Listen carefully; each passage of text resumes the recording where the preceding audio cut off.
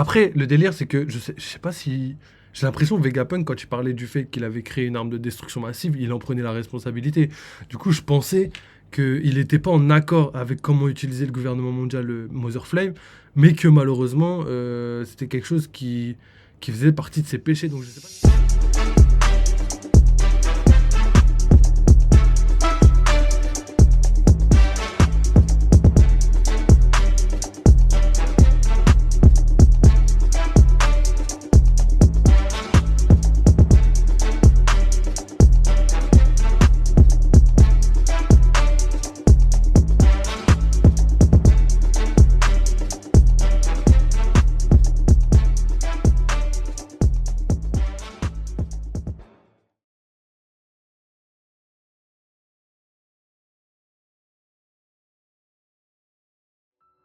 Wesh l'équipe, comment ça va? Wesh, on est bien aujourd'hui, parce qu'aujourd'hui on va faire un petit live One Piece où on va justement réact la vidéo de Goji.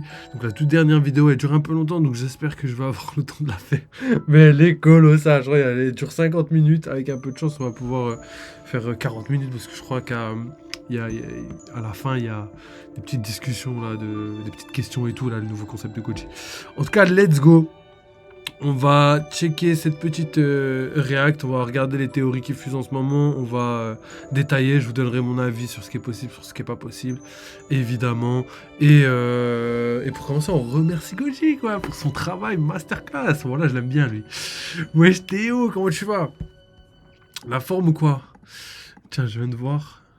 C'est point d'interrogation, mon ref. Attends, je regarde juste si ça marche. Ok, ça va, petite latence, mais ça marche. Donc, let's go, les gars. Petite react. Donc, ouais, ça fait longtemps. On fait de moins en moins de react, mais c'est parce qu'on n'a pas le temps, frérot. Il y a trop de trucs là sur One Piece. Là, il y a trop de théories, il y a trop de trucs. Donc, juste avant, petite auto-promo, les gars, je fais vite. Oubliez pas, les gars, la team YouTube. Merci encore, les gars. Là, on commence à être de plus nombreux. On est à peu près. J'ai regardé les stats là, comme je vous l'ai dit. On est à peu près 3100 tous les mois. Et quand je dis 3100 personnes, c'est 3000 personnes régulières. C'est-à-dire qu'ils ont l'habitude de venir, les gars. Je vous vois. Donc, envoyez un petit peu de ce fort parce que je pense que je le mérite, les gars. Si vous kiffez que vous revenez, c'est qu'il y a un petit bail, hein. Donc n'hésitez pas à follow, à liker, à donner de la support parce que ça aide beaucoup la chaîne. Et bientôt la rémunération, les gars, hein. D'ailleurs, il y a la petite souscription automatique pour les gens qui veulent. Je sais pas si vous avez vu, par exemple, aujourd'hui j'ai mis les vidéos hyper tôt ce matin. Je crois qu'il était 6h du mat, je crois. Et vous les avez en avance. Et elles sont sorties dans la journée. Mais je vous ai mis 3 vidéos directes en avance pour les réserver. Donc vous avez toujours des vidéos en avance. Vous avez des vidéos spéciales qui arrivent. Là, en fait, je suis en train de les monter. Il y a aussi plein de petits badges, de petits commentaires prioritaires, etc., etc. Donc n'hésitez pas, les gars. D'ailleurs, la team YouTube, n'hésitez pas à me dire en commentaire si jamais vous voulez que je fasse des lives sur YouTube. Je compte pas en faire beaucoup, mais peut-être qu'un petit rendez-vous une fois par semaine et tout pour discuter avec la team YouTube, peut-être il y a moyen. Je verrai si je peux faire ça. Sinon, à part ça, les gars, vous connaissez, il y a le Discord, il y a toutes les infos de One Piece que j'ai en ce moment, tu vois, l'actu, les infos, les spoils, les héros, les épisodes, vous avez tous les liens, vous avez tout ce qu'il faut si vous avez besoin de regarder One Piece, n'hésitez pas à les checker. Et sinon, on a plein d'autres trucs, des trucs pour le gaming, des informations, des salons dédiés pour discuter, des salons vocaux, vous pouvez tout faire. Et n'hésitez pas à rejoindre le Twitter parce que je mets quelques petites infos, il y a même TikTok, il y a même plein de trucs. Donc voilà, je vous laisse aller gérer, aller regarder parce qu'il y a vraiment beaucoup de contenu. N'hésitez pas à follow. Donc let's go, les gars. Je pense qu'on devrait commencer directement. De toute façon, je vous parlerai du reste plus tard, hein. Vous connaissez au milieu de la vidéo. Peut-être je vous dirai, allez, tiens, petite auto-promo, il reste des trucs à faire. Parce qu'il faut que je vous parle des vidéos qui arrivent. Je vous mets la petite vidéo. Voilà. Le 20 2011, bientôt 13 ans que Joy Boy fut mentionné pour la toute première fois de l'histoire de One Piece. Aujourd'hui, Oda nous parle à nouveau de Joy Boy, mais à travers Vegapunk, et cette fois, tout devient plus concret. Bienvenue à tous et à toutes sur cette review qui portera sur l'exceptionnel chapitre 1114 de One Piece, avec ses révélations sur Mother Flame, sur le gouvernement, mais surtout sur Joy Boy, le premier pirate du monde de One Piece. Juste un truc, dites-moi en commentaire combien vous notez sur 10 ce chapitre. Je suis curieux de savoir. Cette review est d'une envergure exceptionnelle car une énorme partie, limite une review à part entière, est dédiée à Joy Boy, à son histoire, son équipage, ses pouvoirs, son aventure, sa vie en fait, jusqu'à sa mort. Je me suis tué à la tâche. Alors sans perdre de temps, je vous invite à lâcher votre petit like pour soutenir la chaîne et abonnez-vous pour rester au courant des futures sorties. C'est une aide non pas précieuse mais cruciale carrément. Merci à tous d'être toujours aussi présents. C'est d'autant plus beau quand on vit un moment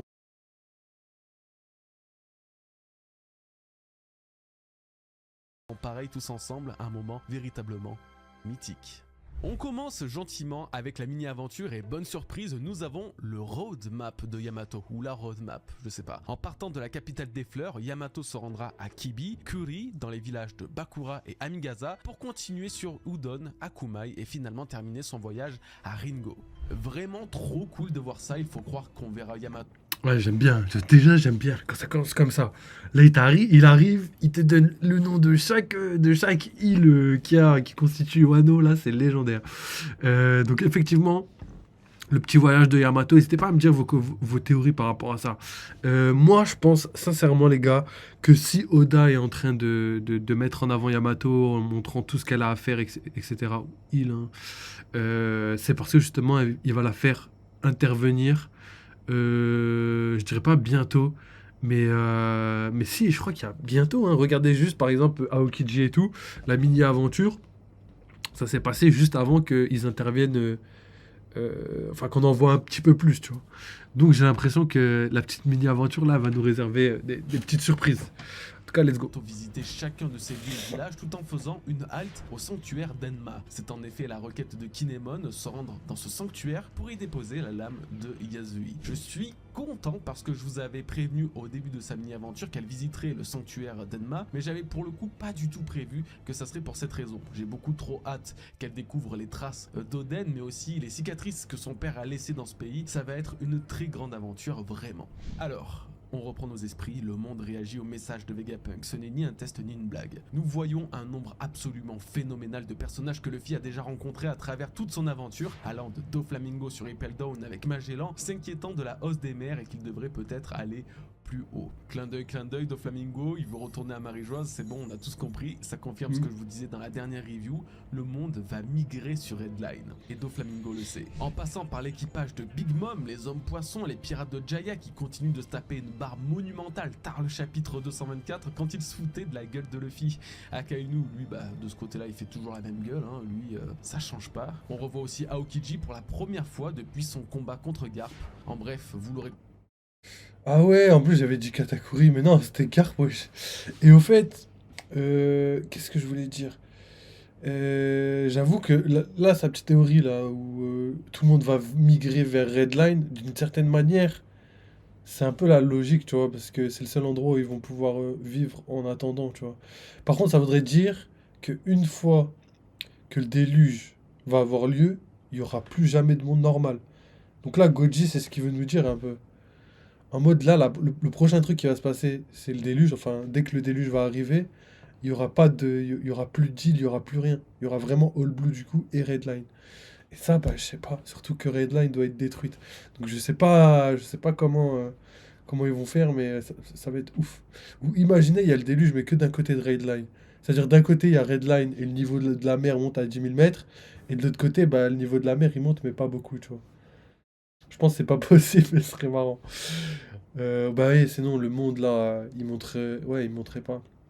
Parce que là, dans le monde entier, le niveau monte, donc pas possible. Compris, c'est globalement un tour du monde qui nous sert seulement à découvrir la réaction des peuples à l'annonce de Vegapunk. Rien de vraiment captivant, même si on voit Imu impassible, alors que Zoro, lui, se tape une gigabarre. En fait, si, un truc reste intéressant, même très très intéressant, lorsque nous passons sur Marie-Joise, il semble que les Tenryubito eux-mêmes n'aient aucune conscience qu'un siècle vide existait. C'est-à-dire que l'humanité entière, excepté les archéologues d'Ohara, ne savait pas qu'il manquait un pan de 100 ans dans leur histoire. Je trouve ça absolument dingue, car dans mon esprit, j'ai toujours pensé que c'était un fait avéré, ancré pour tout le monde, mais que personne ne s'était posé la question de pourquoi il manque un siècle entier dans l'histoire de l'humanité. Mais il se trouve que non, le gouvernement a finalement très bien fait son taf et les peuples, eux, sont beaucoup moins curieux que je l'imaginais.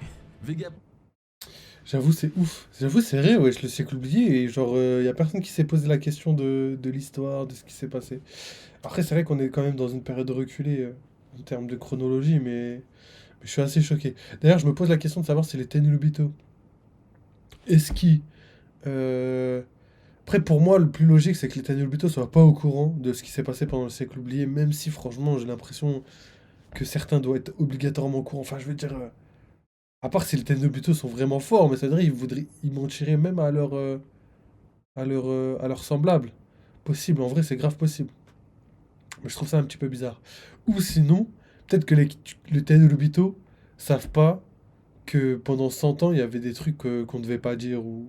Après, ça m'étonnerait, frère. Sinon, ils parleraient de Joy Boy normal ou des trucs comme ça. Non, je sais pas. Mais le fait que les Tenryubito soient pas au courant, gros, ça me retourne le cerveau. Je comprends pas l'intérêt de pas le dire entre les Tenryubito. Peut-être qu'ils faisaient ils font même pas confiance à leurs propres semblables. C'est ouf. Punk parle également des deux péchés qu'il a commis, mentionnés dans le précédent chapitre. L'un d'eux est bien la lecture des poneglyphes et la recherche de l'histoire antique, ce qui n'est pas une très grande surprise. Son premier péché, quant à lui, est l'intention pure et noble d'offrir une énergie éternelle au monde. C'est son rêve, comme il expliqua à Luffy. Avec un tel accomplissement, Vegapunk supprimerait les besoins de toute personne, peu importe son rang social, et supprimerait les guerres pour les ressources naturelles. C'est clairement le rêve game changer de One Piece. Ce rêve l'a malheureusement conduit à s'enfoncer trop profondément dans l'histoire du siècle oublié. C'est là qu'il a découvert l'histoire de Joy Boy, et c'est aussi à ce moment-là qu'il a compris avoir volé trop près du soleil. Sauf que cette phrase précise n'est pas anodine et résonne avec beaucoup de choses. Suivez bien quand même car c'est très important. Dans la review du chapitre 1111, je vous dévoilais une giga théorie sur le rôle du géant de fer qui serait en réalité le gardien de l'ancien royaume inspiré de Talos. Talos, c'est également un géant de fer, mais dans la mythologie grecque, qui gardait la crête. Je vous avais dévoilé beaucoup de détails convaincants dans ce rapprochement, comme le fait qu'il soit considéré comme le soleil, faisant ainsi lien avec son réveil quand Luffy utilisait le Gear 5, qu'il avait un visage de taureau à l'image du casque cornu du géant de fer, et qu'il était insensible au feu, encore une fois, comme le géant de fer l'était d'après les marines. Bref, Oda adorant s'inspirer des mythologies, c'était loin d'être improbable. Pourquoi ce chapitre apporte une cohérence supplémentaire à ma théorie sur le géant de fer? Eh bien, par son titre, les ailes d'Icare. Je vais pas vous faire toute la mythologie grecque, mais en gros, Icare est le fils d'un des inventeurs les plus ingénieux, Dédale. Ça vous dit peut-être quelque chose. Dédale avait quelques emmerdes avec Minos, le roi de la Crète, et a donc voulu fuir. J'avoue que là, c'est comme je vous l'ai dit, les gars. En vrai, c'est vrai que là, pour moi, comme je vous ai dit, il y a un rapport avec la mythologie grecque qui commence vraiment à se faire sentir de ouf. Donc là, il a parlé de Talos et du géant de fer. Ouais, déjà, ça, moi, je pense qu'il y a moyen que ce soit lié les deux. Après, moi, je misais pas là-dessus. Pour moi, vraiment, les liens. Ils étaient du côté du titre, quand on a vu les ailes d'Icare, donc le fait de voler trop près du soleil, mais aussi du fait de Mother Flame, tu vois, on a la flamme éternelle de l'Olympe. Pour moi, c'est une référence entre guillemets à cette flamme, tu vois, une flamme qui s'éteint jamais et qui représente, je sais pas, la puissance des dieux, tout ce que tu veux, tu vois. Donc je pense qu'il y a vraiment une inspiration grecque. Après, à voir, parce que je sais plus c'est qui m'avait dit ça, je crois que c'est Tonton Var, ils nous avait dit qu'il y avait moyen que ce soit une référence à Jumanji. Pas impossible en vrai, hein, quand j'ai vu certains trucs, pas impossible. Après, c'est pas ce que je vais prioriser, mais franchement, moi je trouve déjà que juste l'inspiration grecque, déjà c'est légendaire. Parce que déjà, comme je vous l'ai dit, c'est. Ouais, tonton va, en plus je parle de toi, ouais, je l'ai invoqué carrément. Je suis mort. La forme ou quoi? Et du coup, je pense sincèrement que il y a plein de théories envers les différentes mythologies. On a donc la mythologie viking, même des fois sumérien par rapport à l'Alabasta, tout ça. On a plein de mythologies. Mais pour moi, sincèrement, la mythologie, pas la plus importante, mais on va dire la plus célèbre, je veux dire même les Égyptiens, tout ça, et ben c'est pas du tout des choses qu'on voit énormément. En tout cas pour la mythologie grecque. Égyptien, on voit un petit peu quelques inspirations, on l'a vu à Alabasta aussi. Donc les Grecs, pour moi, c'est une inspiration. Je veux dire, je sais pas, tu vois, genre juste Platon ou même Socrate, même le début de la médecine avec, comment il s'appelle, Hippocrate, non? Un truc comme ça, je crois. Et donc il y a plein de trucs qui viennent de la Grèce antique, mais qu'on voit pas dans One Piece. Et pourtant, on sait très bien qu'Oda adore les mythologies, donc je me demandais pourquoi il n'y en avait pas autant, et en fait, je pense que c'est plutôt comme tout le monde, la mythologie grecque, c'est ce qu'on va penser en premier, tu vois. Et du coup, il a dû la mettre en rapport sûrement avec soit le siècle oublié, donc on sait que les Grecs, l'Atlantide et tout, ils ont un certain lien, et potentiellement ça pourrait avoir un lien avec Raftel et bah, l'Ancien Royaume tout simplement. Donc à voir s'il a pris son inspiration pour la mettre là-bas. Mais en tout cas, ce qui est vrai, c'est que Elbaf, c'est depuis le début dans l'histoire, et c'est la mythologie viking. Donc ça ne m'étonnerait pas que la mythologie grecque ait inspiré la mythologie, enfin pas la mythologie, mais plutôt la, la- la- le siècle oublié, l'Ancien Royaume, Raftel, tout ça, tu vois. Donc les G un petit peu, tu vois. Donc à voir, mais moi je pense que la Grèce antique, là, on va avoir des révélations et des liens. Je pense que pour le One Piece, c'est là-bas qu'il faut chercher, tu vois. C'est dans la mythologie grecque. le pays avec son fils. Vu que c'était un inventeur de fou, il eut l'idée de fabriquer des ailes de cire pour pouvoir s'envoler loin et échapper à une sentence un petit peu violente. Dédale a quand même mis en garde son fils. Les ailes en cire sont fragiles, ne volent pas trop proche de la mer à cause de l'humidité, ni trop haut dans le ciel à cause du soleil. Icare n'étant pas le couteau le plus aiguisé du tiroir, victime d'un excès de confiance et de naïveté, volera trop proche du soleil pour braver tous les interdits et fera malheureusement fondre la cire de ses ailes, le faisant chuter en mer, scellant son destin. C'est une belle métaphore pour Vegapunk qui s'est lui-même brûlé les ailes à explorer l'histoire interdite, payant aujourd'hui le prix de sa vie. Voici la raison d'un tel titre et pourquoi Oda l'a si bien choisi. Quel est le lien avec Talos, le géant de fer? Le roi de la Crète déjà, Minos. C'est lui qui avait condamné Dédale et Icare, son fils, et c'est aussi à lui que Héphaïstos, le dieu du feu, a donné Talos, le géant de fer, pour protéger son pays. Je doute que ce soit du hasard. L'histoire du géant de fer Héphaïstos. aide, maintenant le titre du chapitre. Ah ouais, Héphaïstos, c'est dieu du feu. Moi, je crois que c'était le dieu forgeron, là, celui qui pouvait faire toutes les armes et tout. Je savais pas qu'il était dieu du feu. Non, mais juste petit truc comme ça. Donc j'irai regarder, mais je pense qu'il a raison. 114, Ça doit être les Oda deux. s'inspirerait des mythes grecs pour cette partie de l'histoire de l'ancien royaume, ou en tout cas les coïncidences sont beaucoup trop troublantes. Et surtout, comment se fait-il que les deux sujets soient tant liés au roi Minos? Était-ce lui le roi de l'ancien royaume de l'époque? Chose pas si improbable puisque toujours dans les mythes, il serait le fils de Zeus, dieu des dieux, lui donnant une stature vraiment impériale divine. Honnêtement, je vois très bien le roi de l'ancien royaume être un homme aussi important et influent que l'était Minos à l'époque. Bref, vous aurez compris pourquoi la métaphore de Vegapunk sur le soleil, le titre du chapitre et le géant de fer peuvent être liés à un seul et même sujet, l'ancien royaume. Bon, maintenant je pense qu'il est totalement temps de parler de Mother Flame, ou du moins tout ce qui entoure le sujet de Mother Flame, car là encore il y a de nombreux points à aborder. Pour cela, je dois englober toute la partie de Saturne, car c'est lui qui trouvera cette source d'énergie. Oui, c'est une source d'énergie. Concrètement, il n'a pas cherché à arrêter les Mugiwara ni à les combattre. Heureusement pour eux, car même s'ils se battaient très bien, ils se défendaient vraiment bien, aucune de leurs attaques n'a eu un effet irréversible sur le doyen. Sans grande surprise. Pendant ce temps, Edison commence à mettre son plan en marche, un plan très ingénieux visant à étendre le nuage sur lequel se trouvent les Mugiwara et le Labo Phase afin que le Sunny se trouve au-dessus de la mer et donc qu'il puisse quitter Egghead avec un coup de burst sans risque de retomber sur l'île. Ça me brise le cœur car tous les Vegapunk sont en train de se sacrifier pour permettre aux Mugiwara de s'échapper, c'est horrible. Mais pas le temps de s'apitoyer sur leur sort, car cette fois, toute l'île est concernée. Saturne arrive dans ce qui semble être la salle du réacteur à fusion, et y découvre Mother Flame. Simplement. Dans le liquide d'une grande cuve se trouve une petite flamme émanant une incroyable lueur.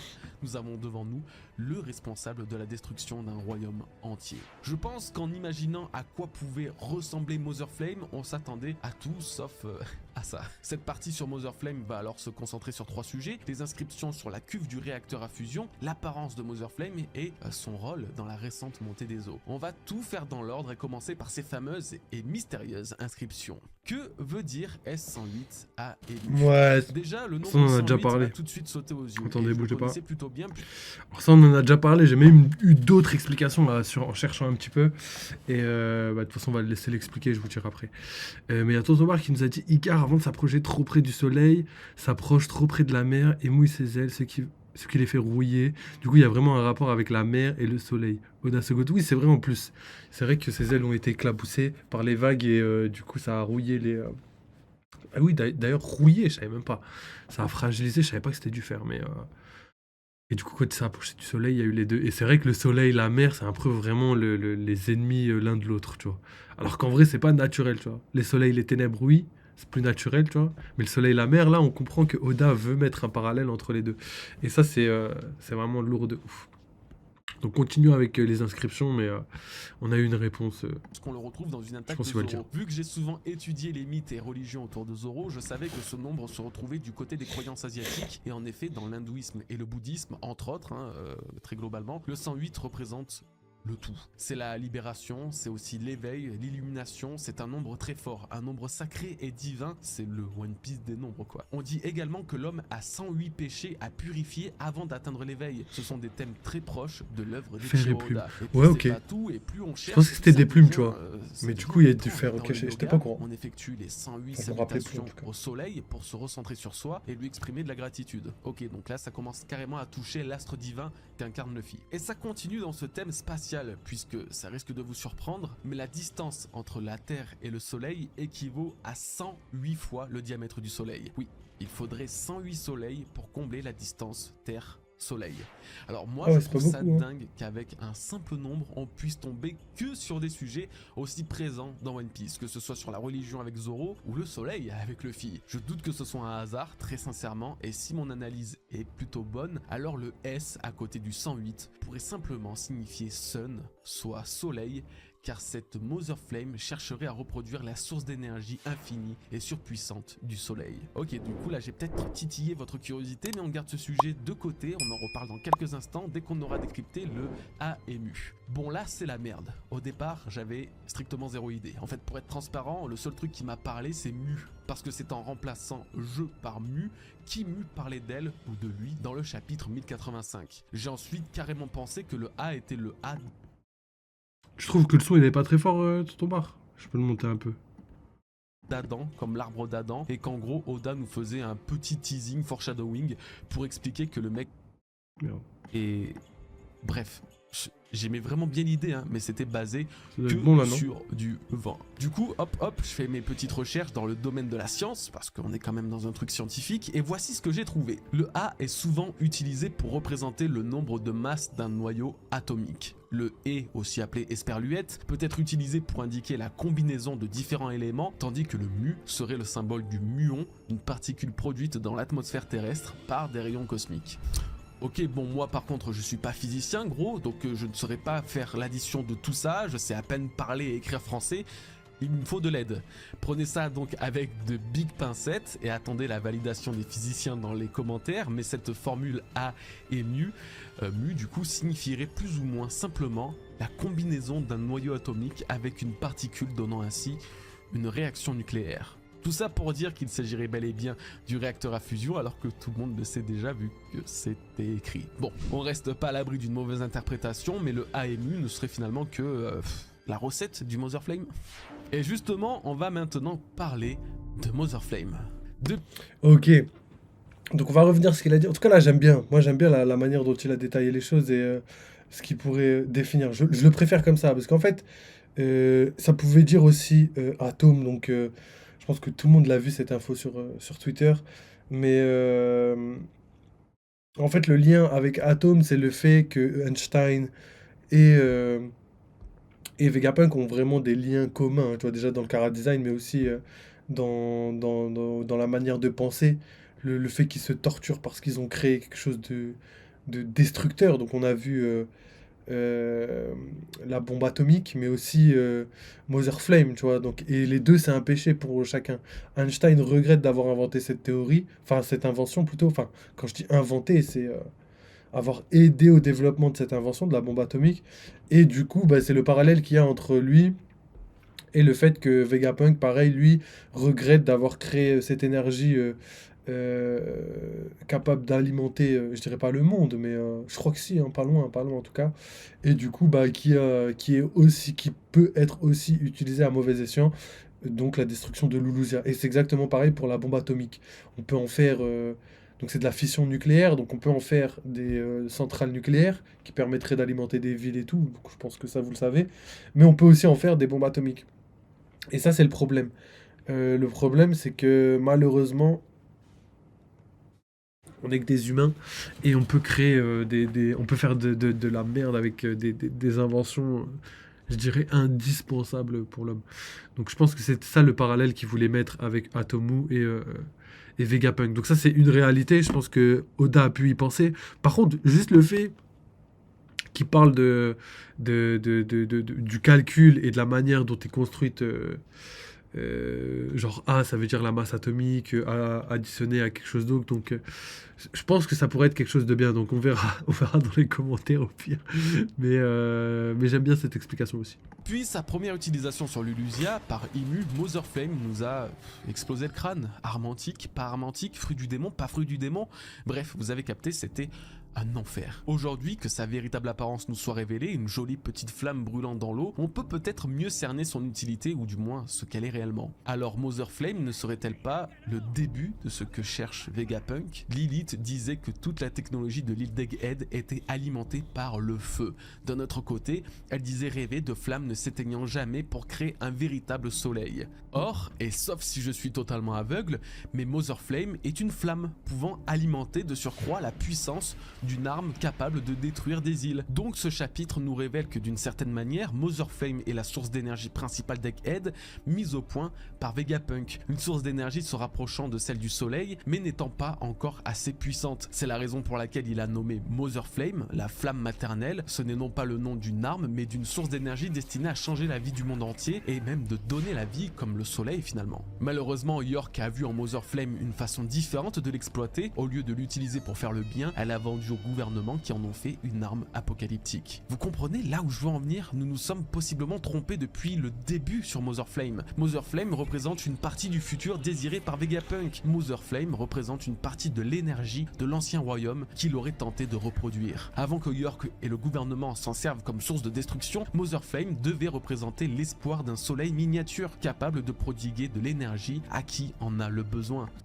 Alors là, déjà, je suis ultra d'accord avec lui. Je pense sincèrement que l'arme là. Après, le délire, c'est que je sais pas si.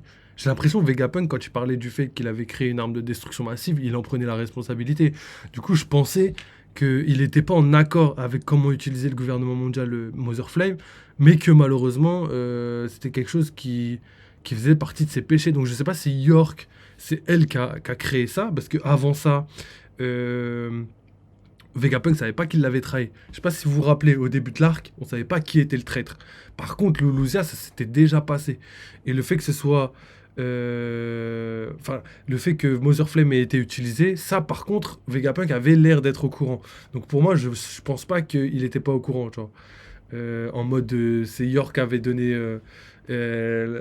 l'ordre et tout. Je pense qu'il était quand même au courant de tout ça, juste pour vous dire ça. Et non, franchement, il y a Tonton Bar d'ailleurs qui nous a dit quoi? J'ai vu aussi que ça peut se lire S10 en rapport avec les cités d'or. Esteban. Estenban, c'est ça? Estenban, du coup ça fait Esteban et ok, je vois ce que tu veux dire. Ok, bah ce serait stylé de ouf. Ce serait vraiment. Après, je sais pas, le sang. Moi je pensais que ça se disait Imu comme Imu-san, je crois que c'était ça. Imu-san. Ouais, c'est 106. Non, 108. 109. Je crois Imu-san, c'est 109. Enfin, je sais plus. Je sais plus. Mais bah, j'irai regarder, mais j'avoue que ça se peut. J'avoue, ce serait même un peu stylé. Je voulais dire Ce un qui truc, mais j'ai zappé. coïncide On verra totalement après. avec mes explications du S108 affiché sur la cuve. Le S représente bien Sun car Vegapunk voulait reproduire l'énergie du soleil et a en partie réussi. Et 108 Ah oui, désolé, c'est ça que je voulais dire. Par rapport au fait, c'est là où j'étais vraiment d'accord avec Goji, c'est qu'en fait, Vegapunk, il l'a dit déjà depuis le début de l'arc, qu'il voulait reproduire une énergie suffisamment forte pour, je dirais pas égaler, mais ouais, pour essayer de concurrencer, on va dire, l'ancien royaume, en termes d'énergie, en termes de puissance, tu vois, et pouvoir alimenter le monde.